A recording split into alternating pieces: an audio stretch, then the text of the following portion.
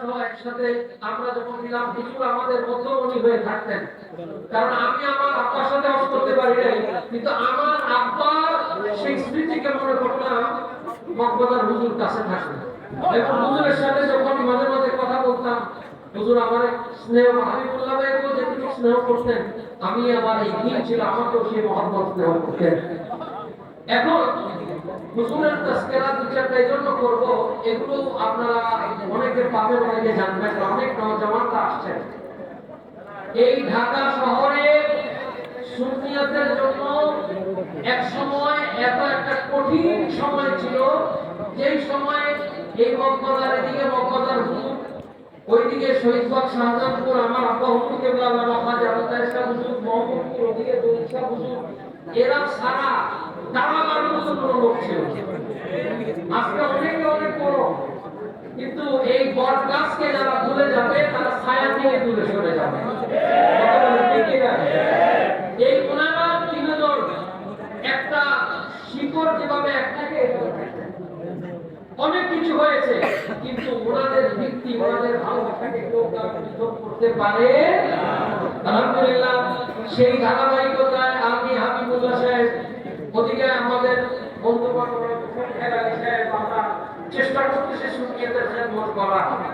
আপনাদেরকে যে বিষয়টাকে খেয়াল রাখতে হবে, ওয়াত্তাবিউ সাবিলা মান আনাবা ইলাইয়া, কোরআনে কারীমের কথা আল্লাহ ইকরাম ওই পথে চলার জন্য করেছেন যে পথে আল্লাহ মাহবুব রাখেন, তাদের ইত্তেবা করার জন্য। এখানে বাতিলের কথা বলে আল্লাহর কাছে শুধু ইত্তেবা ছাড়া কোনো ইত্তেবা নাই, এটা একটা ভুল কথা।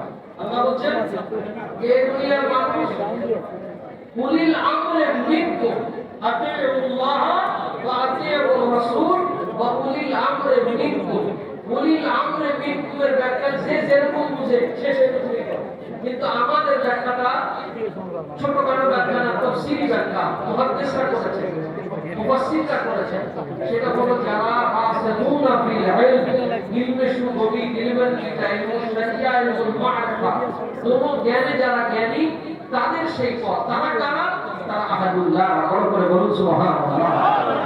একটা কথা বলি আমি বিদায় নিচ্ছি, সেটা হচ্ছে এই যে মক্কার হুজুর আমার আব্বা হুজুর, এই ঢাকা শহরে জলিল শাহ হুজুর সহ একটা স্মৃতির কথা বলে শেষ করি, কারণ আল্লাহর ওলিদের এই স্মৃতিগুলো কোথায় পাবেন।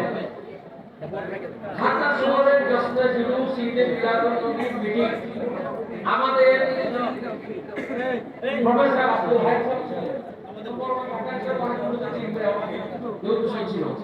ওখানে জলিল শাহ হুজুর আমার আব্বার বাসায় মিটিং হলো।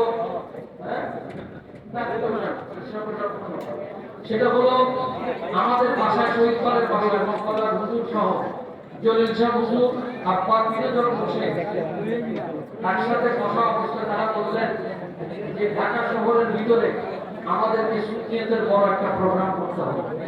তখন মাঠে আব্বা প্রোগ্রামের কথা বলে, তখন মক্কার হুজুর সহ এখানে বসা বললে আপনি শুরু করেন, আমরা আপনার সাথে আছি। তখন সর্বপ্রথম তো আব্বা বলল যে ঠিক আছে, আপনার মক্কার যে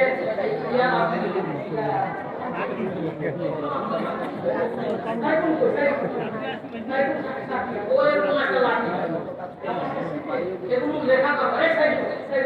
এই মক্কার হুজুর উনি ওই সাইড মনে আছেন, এত এত ছোট একটা লাঠি নিয়ে হুজুরের সাথে আব্বা বলছেন মাগরিবের সময় আপনি জিকিরের তালিম দিবেন।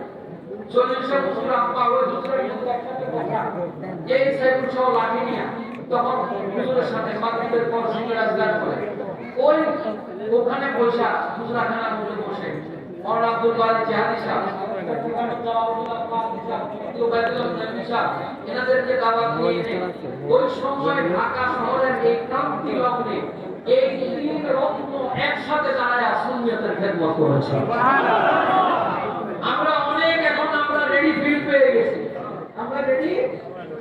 পেয়ে গেছি, কিন্তু ওনাদের পরিশ্রম, ওনাদের খেদমত, এদেরকে আমরা যেন কখনো ভুলে না যাই। যারা ভুলে যাবে তারা হাকিকাতান ছায়ার মধ্যে ঢুকতে থাকবে, আসল থেকে দূরে সরে যাবে। আল্লাহ আমাদেরকে বুঝার তৌফিক দান করুন। দরবারে আসছেন, আদব মহব্বত রাখবেন। আদব মহব্বতের এটা বড় নাম, বড় নাম। আল্লামা ইকবাল রহমতুল্লাহ আলাইহি শেরটা বলে শেষ করে দিচ্ছি। আল্লামা ইকবাল রহমতুল্লাহ আলাইহি ছোটখাটো মানুষ, আল্লামা ইকবাল বিশ্ববড় আলিম। তিনি দুনিয়ার মানুষের সামনে কি বলতেছেন? বলতেছেন, দুনিয়ার মানুষ, তোমার অন্তরে মাঝে মাঝে দেখবেন একা একা হইলে আল্লাহকে পাওয়ার জন্য মনে চায়, যদি আল্লাহর কাছে পাইতাম, একটু কিছু কথা বলতাম, সেজদা দিতাম, আল্লাহর কাছে কিছু মনের আকুতি বলতাম, এরকম মনে হয় কি হয় না? কিছু কিছু সময় হয় কি? আল্লামা ইকবাল তার জবাব দিচ্ছেন, দর্দ দিল কা তামান্না তো খিদমত করো ফকিরোं की। ফকির মানে রাস্তায় করে ফকির না, ফকির ইলাল্লাহিল কাদির, যারা আল্লাহ এবং রাসূলের ফকির। দর্দ দিল কা তামান্না তো খিদমত করো ফকিরোं की।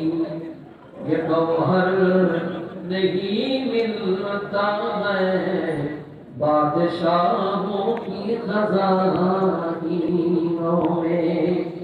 আল্লামা ইকবাল বলছেন, যখন আল্লাহ পাওয়ার ইস্তিহা তোমার মধ্যে জেগে ওঠে, ওই সময় তুমি আল্লাহকে কোথায় পাবা?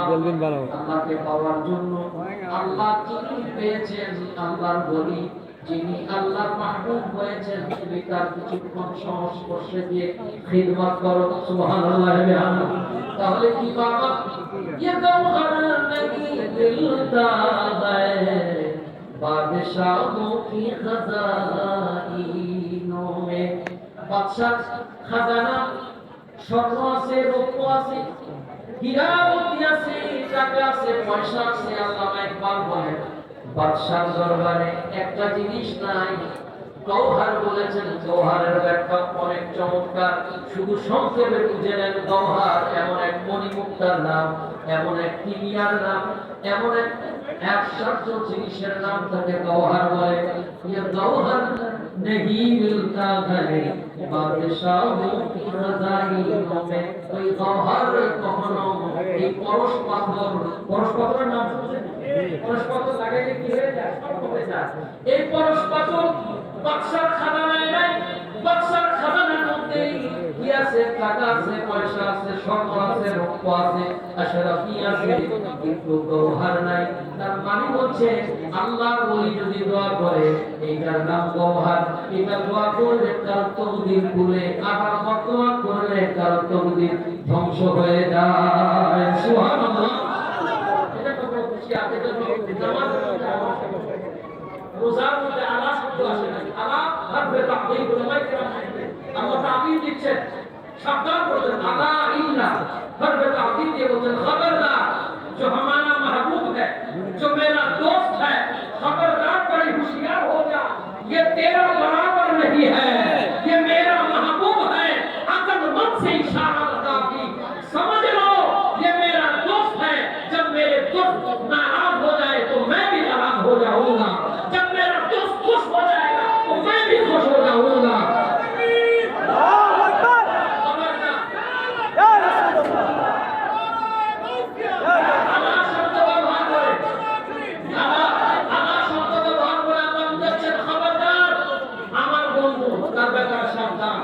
চলতে সাবধান, বলতে সাবধান, তার ব্যাপারে এজন্য সাবধান, কারণ তিনি খুশি হলে আমি খুশি হয়ে যাব।